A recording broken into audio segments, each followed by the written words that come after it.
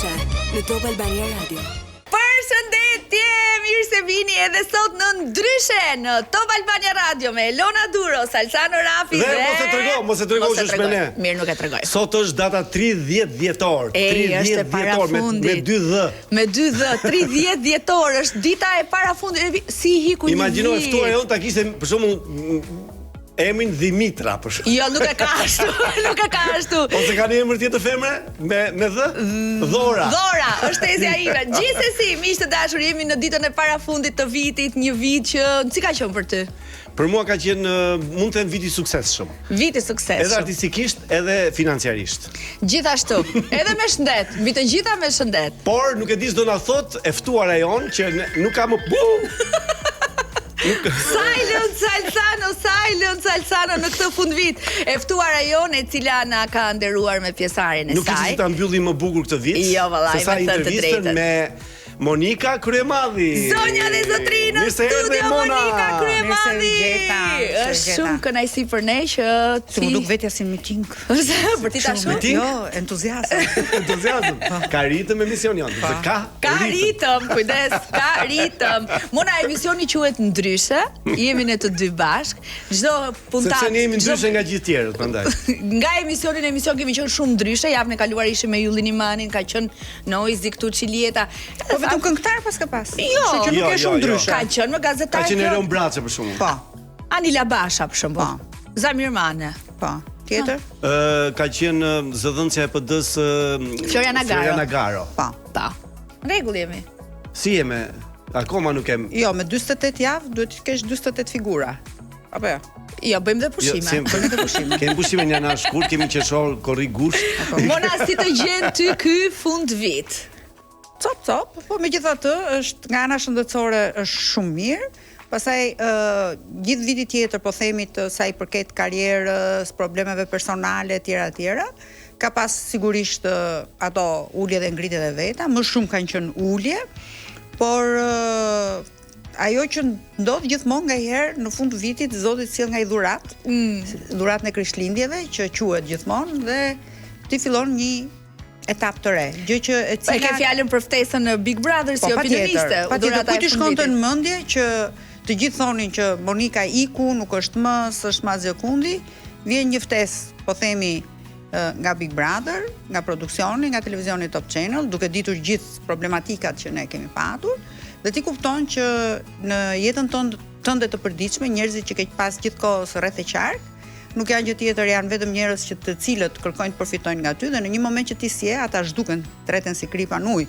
Dhe ndërkohë një njerëz që ti diku e ke pas në cep apo e keni vendosur njëri tjetrin në cep në kundërshtim me njëri tjetrin, të jep dorën për të ndoshta jo për të ringritur, po për të dhënë sa më pak oksigjen që ti të vazhdosh jetën tënde në normalitet. Kush ishte ky në cep që ta dorën? Po sigurisht që unë ju dini shumë mirë konfliktet e mia me Top Channelin, gjyqje, gjëra të gjitha përplasje që kemi pasur për arsye politike, ndërkohë që gjithë televizionet e tjera, po themi, unë kam qenë shumë korrekte me ta, kam sjell shumë mirë, duhet të merri nga 45 herë në ditë për të nxjerrë një lajm apo një gjë që kishte të bënte me problemet e mia, po themi, dhe konfliktet e mia me drejtësinë, ndërkohë që të gjithë mundoheshin ta fshenin lajmin për Monikën, qoftë deklaratat e Monikës në SPAK, apo qoftë për ta eliminuar, për të pasur intervista, për t'i dhënë asaj shanse dhe mundësinë për t'u shpjeguar rreth, po themi, akuzave të saj, kur pjesa më e madhe kërkonin për të bërë skupe dhe për të bërë lajme,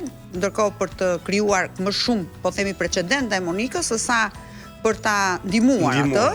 Ndërkohë që një televizion që un kam pas prej disa vitesh, po themi, për plasje, sigurisht që gjeti një moment dhe tha pse jo ti të vish dhe të jesh pjesë e produksionit. Isha skeptike pse të gënjej kohë, mendova thjesht si një, po themi, një kamera të fshet që mund bëheshte, por në fakt ishte e vërtet. Ishte e vërtet. Edhe sa të desh të mendohesh edhe të ktheje përgjigjen tënde pozitive.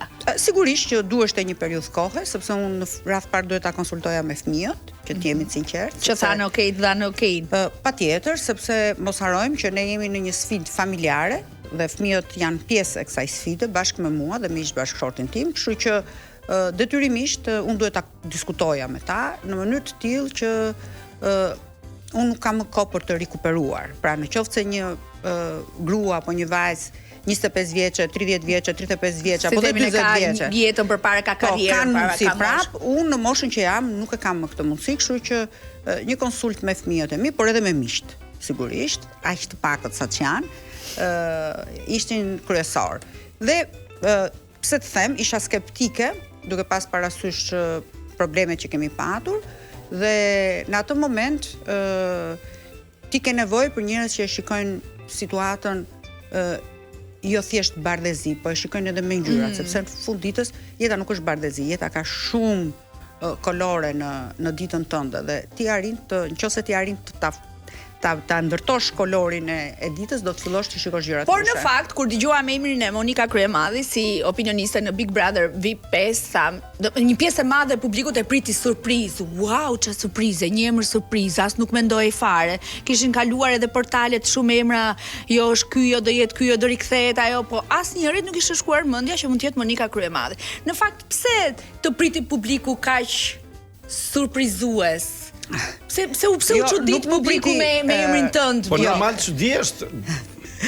Po pse? Sepse gjithë ka menduar që Monika është tërhequr nga kjo gjë, Monika do të bëjë jetën e vet tani. Po Monika është tërheq nga politika, po jo nga karrika ku mund tulet t'japi opinionet e saj, siç ka bërë gjithmonë në studio televizive. Monika produksion ka bërë. Produksion ka bërë.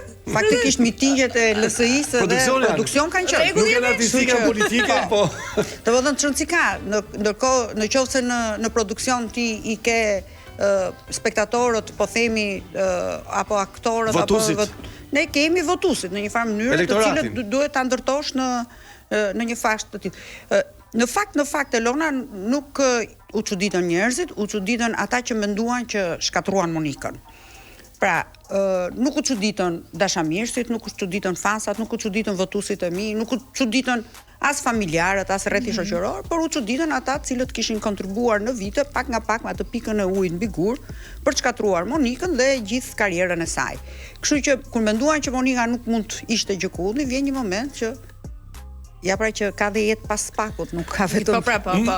Plus që Monika e ka filluar. Patjetër. Unë e frita në fakt pa e pyetur edhe nga konfidenca që kam pak me Monikën. Ne duam çik, domethënë përgjigje më koncise se kemi shumë pyetje për ty. Po. Atëherë këto përgjigje do fillojnë pas publicitetit, pas orës 18:15 me qenë Kryemadhin. Mos më marr, kështu më Sa fleta ke bë plak është. Po sikur me qenë tus më vlla, sikur me 1, 2, 3, 4, ku ta bëjmë? 5 studi. Ona kështu është e bëjmë seria pas seria. Publicitet kthehemi pas 2 minutash.